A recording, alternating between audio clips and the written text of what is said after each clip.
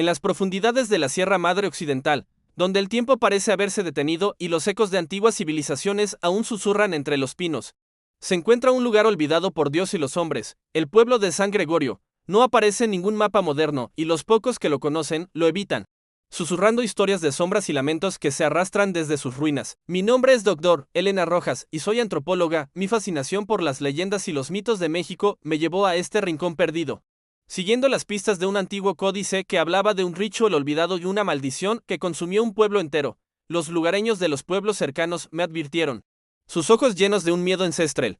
No vayas, señorita. San Gregorio no es para los vivos, me dijo un anciano con voz temblorosa, pero mi curiosidad era más fuerte que mi miedo. Llegué a San Gregorio al atardecer. El aire era pesado, cargado con el olor a tierra húmeda y algo más, algo rancio, como la muerte. Las casas de adobe estaban en ruinas, sus techos caídos, sus ventanas como cuencas vacías que me observaban.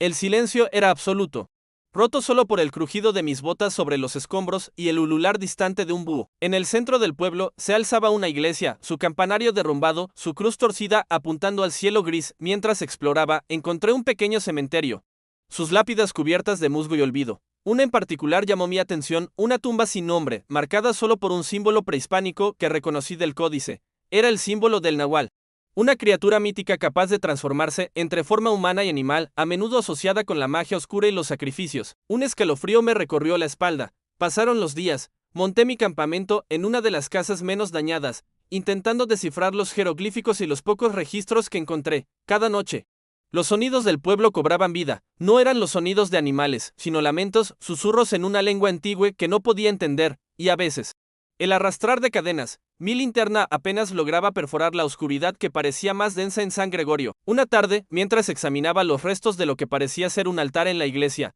sentí una presencia. La temperatura bajó drásticamente, y el aire se volvió gélido. Una sombra se deslizó por el pasillo, más oscura que la noche misma, con dos puntos rojos que brillaban como ascuas. Mi corazón latió con fuerza. No era un animal.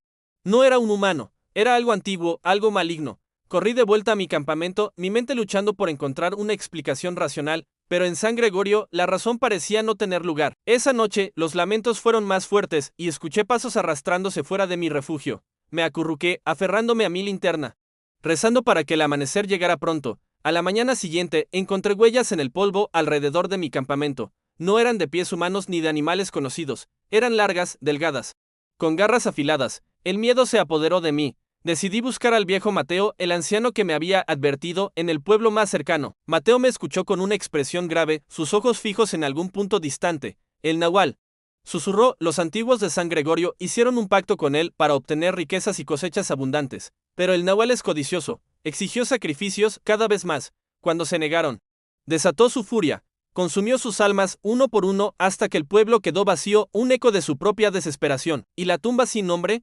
pregunté, mi voz apenas un susurro. Es la tumba del último sacerdote, el que intentó romper el pacto. El nahual lo arrastró a las sombras, pero su espíritu quedó atrapado. Una advertencia para los que se atreven a perturbar su dominio. Mateo me dio un amuleto de obsidiana, tallado con símbolos de protección. Esto te protegerá. Pero no te quedes.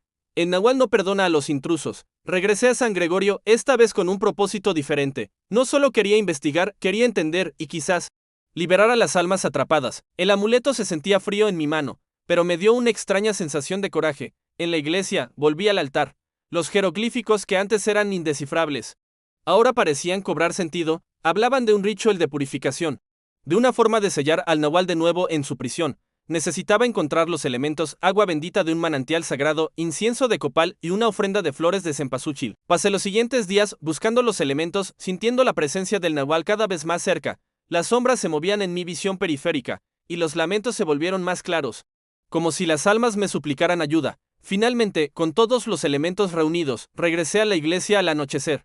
El aire estaba denso con una energía palpable. Encendí el copal, su humo dulce y penetrante llenando el espacio. Coloqué las flores de cempasúchil en el altar y rocié el agua bendita. Mientras recitaba las palabras del ritual que había descifrado, la iglesia se llenó de una oscuridad abrumadora. La sombra del nahual se materializó frente a mí, más grande y aterradora que nunca.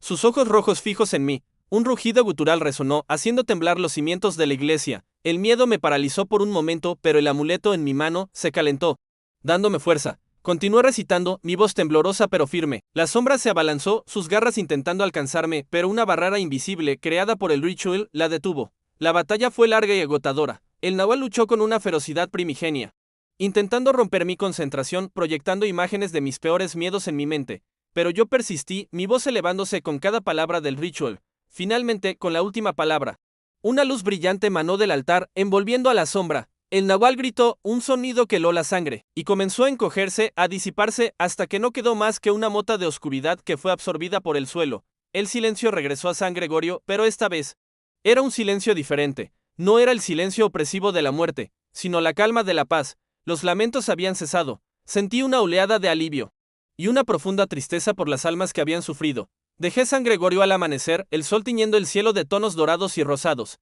Miré hacia atrás, y el pueblo, aunque aún en ruinas, ya no parecía tan desolado. Quizás, con el tiempo, la naturaleza reclamaría sus piedras, y las almas encontrarían su descanso. Mi investigación en San Gregorio me cambió para siempre. Aprendí que hay fuerzas en este mundo que la ciencia no puede explicar y que las leyendas, a menudo, son más que simples historias, son advertencias, ecos de un pasado que se niega a ser olvidado, y a veces, solo a veces, una sola persona puede hacer la diferencia entre la oscuridad eterna y la paz.